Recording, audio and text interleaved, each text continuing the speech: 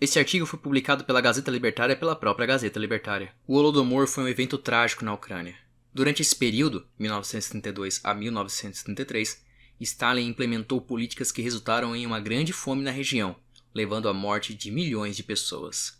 Embora muitos historiadores também assumam que a fome tenha sido uma consequência de diversos fatores, as políticas de Stalin foram sem dúvida responsáveis pelo aumento drástico da mortalidade e do sofrimento humano. Neste vídeo nós não vamos focar na história do Holodomor, mas em como ela foi escondida do público a partir de políticas de regulação da verdade. E como estão tentando passar no Brasil o PL 2630, apesar de terem adiado, pretendemos demonstrar daqui de maneira extremamente breve e simples duas coisas. Primeiro, como a liberdade de expressão combate a desinformação e como a regulação da verdade amplia a desinformação. O regime soviético regulava o que podia ou não ser falado, o que manteve o Holodomor escondido do público por muitos anos. Mas como isso foi feito? Bom, o Partido Comunista controlava os meios de comunicação, incluindo jornais, revistas, rádio e televisão. E todos esses meios de comunicação eram subordinados às políticas do partido. Além disso, qualquer pessoa que expressasse opiniões que fossem contrárias às políticas do governo ou ao Partido Comunista poderia ser presa, exilada ou, como em muitos casos, executada. As autoridades soviéticas também tinham o poder de censurar ou banir qualquer conteúdo que considerassem inadequado ou prejudicial ao regime. Claro, o que vem acontecendo no Brasil ainda é um embrião perto do que foi feito na União Soviética. Mas esse embrião tende a crescer conforme o tempo passa, e esse é o problema. Voltando ao caso do Holodomor, jornalistas como Garrett Jones ou Malcolm Muggeridge começaram a expor os crimes cometidos na Ucrânia, e fizeram isso em países livres, ou seja, em países com liberdade de expressão. E foi somente quando jornalistas independentes começaram a expor os crimes cometidos que a verdade foi revelada. E isso fala muito sobre como a liberdade de expressão pode combater a desinformação, inclusive aquela feita por grandes empresas ou estados. A exposição dos crimes soviéticos é um ótimo exemplo do porquê precisamos deixar que as pessoas falem, critiquem e não se sintam amedrontadas ao fazer essas ações. E aqui chegamos ao ponto crucial desse vídeo.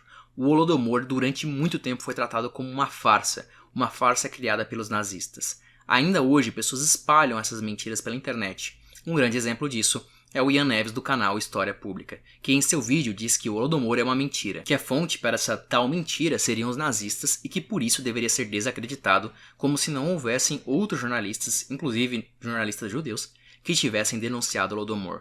O seu vídeo é um mar de desinformação. Ele chega a citar o termo nazista 124 vezes em seu vídeo e tem apenas 6 citações sobre judeus, nenhuma para falar que muitos jornalistas judeus denunciaram o Holodomor. O que mostra o seu desespero para tentar provar que os comunistas não são tão mal assim. Outra coisa, houve confisco dos grãos na Ucrânia? Sim, houve. Um adendo.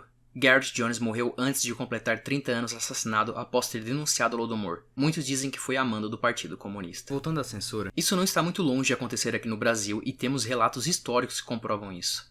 Veja, o atentado do dia 8 de janeiro foi fortemente vinculado a movimentos bolsonaristas, o que se mostrou impreciso tempos depois. Os fatos apontam, como gravações internas que se dependesse do Estado não seriam divulgados, que o ministro do GSI, Gabinete de Segurança Institucional, estava disponibilizando água para os invasores e alocando-os internamente. Uma outra coisa que agrava essa interpretação ardilosa foi o fato de que o Flávio Dino detinha o conhecimento do que iria acontecer, já que foi alertado 48 horas antes dos atos de vandalização das sedes dos três poderes acontecerem.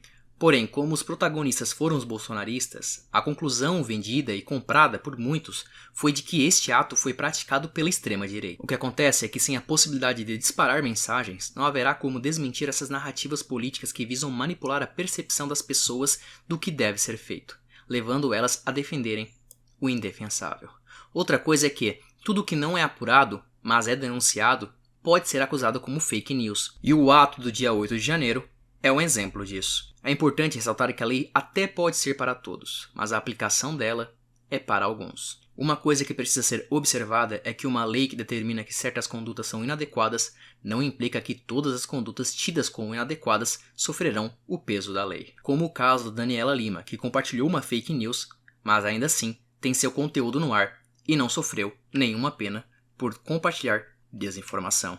Ou como o Alexandre de Moraes, sobre os envolvidos direta e indiretamente na invasão do dia 8 de janeiro, afirmou que absolutamente todos serão responsabilizados civil, política e criminalmente pelos atos atentatórios à democracia, ao Estado de Direito e às instituições, inclusive pela dolosa conivência, por ação ou omissão, motivada pela ideologia, dinheiro, fraqueza, covardia, ignorância, má-fé ou mau caratismo. Só que há um porém.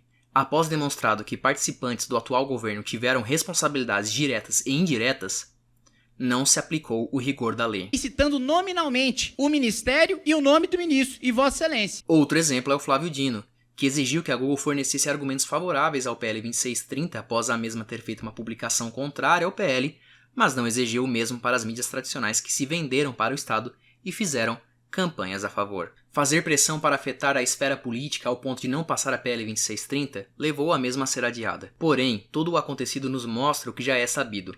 Quando os agentes políticos querem impor algo, eles simplesmente se preocupam como isso vai acontecer, independente dos interesses da população. É falsa a afirmação de que o projeto de lei foi adiante por precisar ser estudado mais, tanto que ele foi colocado como caso de urgência. Porém, sabendo que não seria passado, foi adiado para que seja votado favorável em maioria e, assim, passar esse projeto de lei. Qualquer coisa que coloque em xeque-mate a janela de possibilidade de verdade seguir em diante, como proibir contas inautênticas e mensagens em massa, é criar um mundo onde a mentira é lei. Se você gostou desse vídeo, curta, compartilha e se inscreva no canal para receber notificações futuras. A Universidade Libertária só existe por conta de vocês. Apoie esse projeto. Você também pode contribuir para a Gazeta Libertária. Basta entrar em nosso Discord. Bom, por hoje é só, um grande abraço e até mais.